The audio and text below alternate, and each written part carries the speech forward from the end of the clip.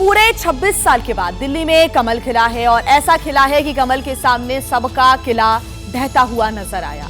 BJP Holi और दिवाली का जश्न एक साथ मना रही है। बीजेपी की वो टीस भी दूर हो गई है जो पिछले कई बरसों से पार्टी को चुभती रही है। मोदी ने अपने कार्यकाल में दिल्ली की सत्ता को हासिल करने का सपना साकार कर लिया है। आम आदमी पार्टी के केजरीवाल और सिसोदिया समेत बड़े बड़े दिग्गज जो थे उनके किले यहां पर ढह गए हैं। लेकिन ये हुआ कैसे? आइए हम आपको दिखाते हैं कि दिल्ली की सत्ता के सम्राट आखिर कैसे बने मोदी।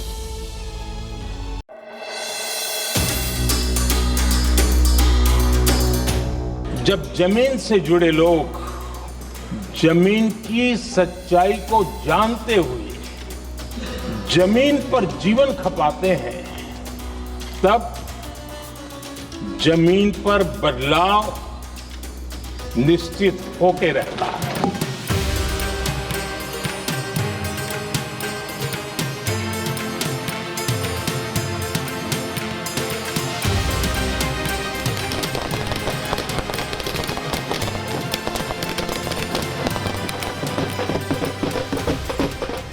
मोदी जिस बात पर यकीन करते हैं उसे उन्होंने दिल्ली में कर दिखाया है।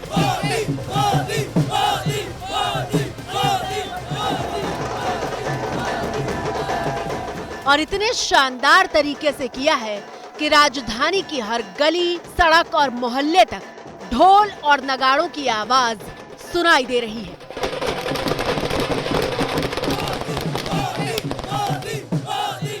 तिलक की करो तैयारी, राज तिलक की करो तैयारी। 8 फरवरी को शानदार विजय सभा में हम मिलेंगे।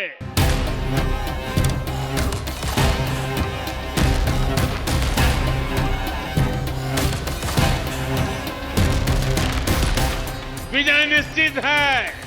साथियों, 25 साल बाद दिल्ली में भाजपा सरकार बनाने का ये सुनहरा अवसर आया है। सिर्फ विजय होएगा नहीं, ये प्रचंड बहुमत वाला विजय होना चाहिए। जो सोचा था वो कर दिखाया, जो निश्चय किया था उसे जमीन पर उतार दिया। आज की ये ऐतिहासिक विजय है, ये सामान्य विजय नहीं है। दिल्ली के लोगों ने आपदा को बाहर कर दिया।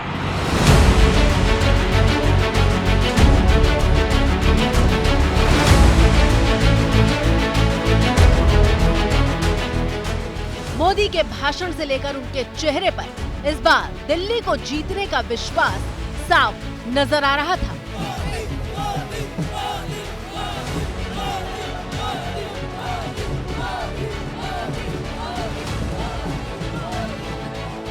मैं दिल्ली के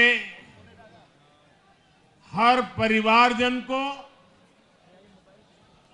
मोदी की गारंटी पर भरोसा करने के लिए दिल्ली वासियों को सर झुका करके नमन करता हूं। ये विश्वास हम सभी पर एक कर्ज है। इसे अब दिल्ली की डबल इंजन सरकार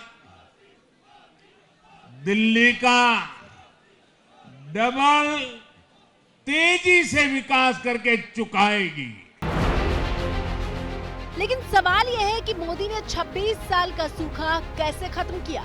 आखिर मोदी ने चुनावी शतरंज में कब, कहां और कौन से मोहरे बिठाए कि बीजेपी की हर चाल सटीक साबित होती चली गई और आम आदमी पार्टी के प्यादे से लेकर राजा और वजीर तक को मुंह की खानी पड़ी। बड़ी खबर, अरविंद केजरीवाल चुनाव हार गए हैं। नई दिल्ली से अरविंद केजरीवाल चुनाव हार गए और इस वक्त की बहुत बड़ी खबर, जंगपुरा से मनीष सिसोदिया चुनाव हारे। बहुत बड़ी खबर इस वक्त की, सत्येंद्र जैन भी शकूर बस्ती से चुनाव हार गए हैं। केजरीवाल अपनी नई दिल्ली सीट तक नहीं बचा पाए, जो कभी कहते थे कि मोदी आम आदमी पार्टी को इस जन्म में नहीं हरा पाएंगे। मैं नरेंद्र मोदी जी को कहना चाहता हूं, मोदी जी इस जन्म में तो आप हमको नहीं हरा सकते दिल्ली के अंदर आम आदमी पार्टी को। आपको दूसरा जन्म लेना पड़ेगा, इस जन्म में तो नहीं हरा सकते आप आम आदमी पार्टी को दिल्ली में। एक था ना जो बोलता था इस जन्म में नहीं, अरे इसी जन्म में तो बार बार हारेगा, और किसी के नजर से, वोट से क्या नजर से भी गिर जाएगा। Arvind Kejriwal bye bye tata, finish, खत्म, अब कभी नहीं आ सकता। दिल्ली में भाजपा सरकार चाहिए था, इन झूठों पे कड़ा प्रहार चाहिए था, और दिल्ली में भाजपा सरकार चाहिए। बहुत बढ़िया। समझ रहे हैं कि केजरीवाल को कितना अटूट विश्वास था कि दिल्ली में आप अंगद की तरह अपने पैर जमा चुकी है, जिसे कोई हिला नहीं सकता। तो फिर मोदी ने आम आदमी पार्टी की जड़ से लेकर तने और पत्ती समेत पूरे पेड़ को ही कैसे हिला दिया। दिल्ली के जनादेश से ये भी स्पष्ट है कि राजनीति में शॉर्टकट के लिए, झूठ और फरेब के लिए कोई जगह नहीं है। दिल्ली की युवा पीढ़ी 21वीं सदी में पैदा हुए साथी अब पहली बार दिल्ली में भाजपा का सुशासन देखेंगे। चलिए बारी बारी आपको दिल्ली के लिए मोदी के जीत वाले प्लान को बताते हैं, जिसे हम डिकोड कर चुके हैं।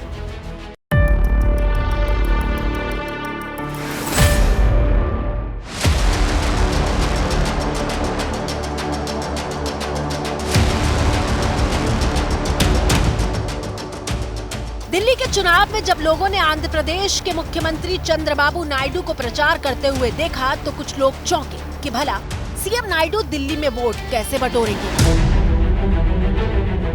ठीक इसी तरह उत्तराखंड के सीएम पुष्कर सिंह धामी से लेकर महाराष्ट्र के मुख्यमंत्री देवेंद्र फडणवीस तक दिल्ली में जनता से वोट मांगते दिखाई दिए। इन्होंने कहा हम चुनाव में गए और कहा हम गाड़ी नहीं लेंगे, बंगला नहीं लेंगे। अरे गाड़ी बंगला छोड़िए, इन्होंने एक महल बना दिया, शीश महल।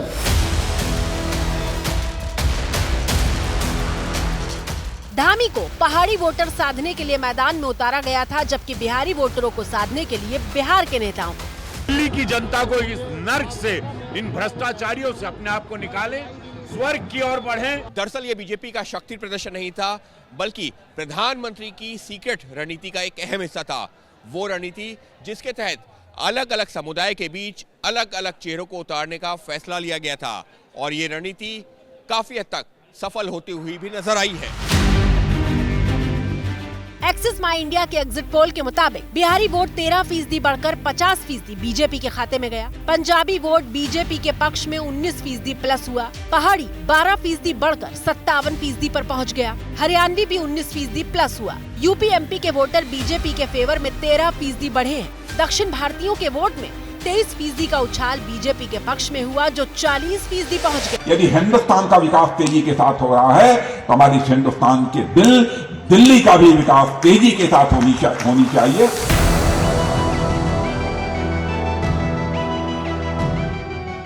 मोदी ने दिल्ली के चुनाव को इस तरह से लड़ा कि कहीं भी चूक के लिए तिनके भर भी जगह नहीं छोड़ी। आज के नतीजे दिखाते हैं कि भाजपा की डबल इंजन सरकार के लिए देश में कितना भरोसा है। ये हमारा दिल्ली सिर्फ एक शहर नहीं है, ये दिल्ली मिनी हिंदुस्तान है।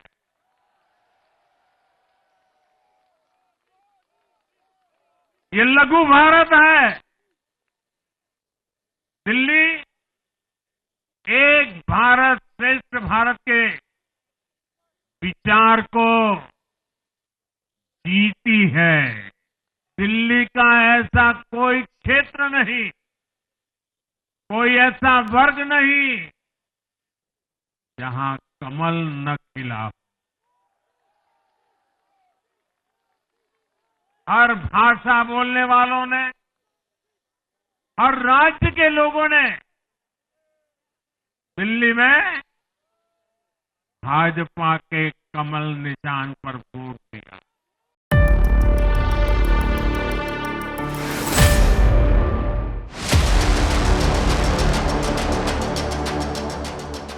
जीत का दूसरा हथियार, ड्राइंग रूम मीटिंग मैनेजमेंट।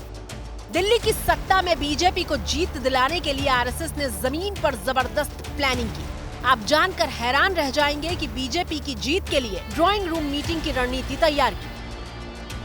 10, 20 या 50 नहीं बल्कि 50,000 ड्राइंग रूम मीटिंग हुई। इस मीटिंग में 4 लाख लोगों ने हिस्सा लिया। पंच परिवर्तन के नाम से दिल्ली वालों के बीच बदलाव की मुहिम चलाई। प्रदूषण, परिवार, करप्शन, सामाजिक सद्भाव और स्वदेशी पर जोर दिया। ड्राइंग रूम मीटिंग तो आरएसएस की रणनीति का बस एक हिस्सा भर रहा। बीजेपी को जीत दिलाने का माइक्रो मैनेजमेंट ही था कि संघ से जुड़े लोगों ने घर घर जाकर प्रचार किया। एक बूथ के लिए 10-10 छोटी बैठकें की। घर घर जाकर संघ के जो कार्यकर्ता हैं, पदाधिकारी हैं, नेता हैं, उन्होंने बात की लोगों से, उनका मन बनाने में मदद की और उनको मन बनाने के बाद बूथ तक लाने का काम किया, जो सबसे बड़ा काम था।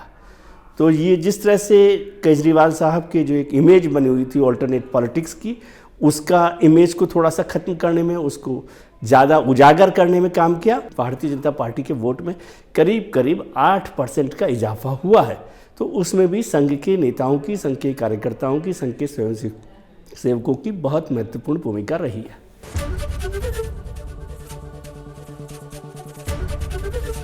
एबीपी गंगा, खबर आपकी, जुबान आपकी।